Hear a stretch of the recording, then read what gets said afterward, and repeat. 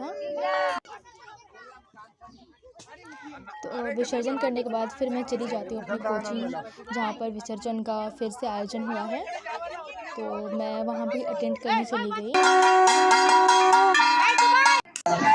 यहाँ पे ये सबका डांस चल रहा है, वीडियो बनाने में बिजी हूँ। मेरा आवाज़ थोड़ा अभी स्लो आ रहा होगा क्योंकि यहाँ पर बैकग्राउंड में बहुत ज़ोर से गाना बज रहा है, तो आप लोग को शायद थोड़ा डिस्टर्ब हो।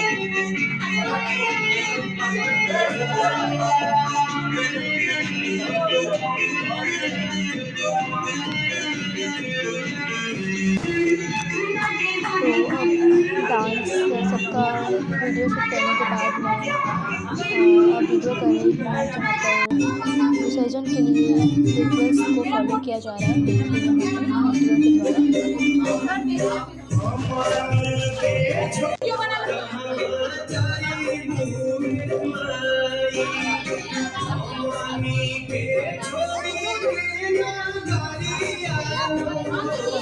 फॉलो होने के बाद माता को अपने स्थान से बाहर निकाला गया है और फिर यहाँ पर विसर्जन डांस चालू है।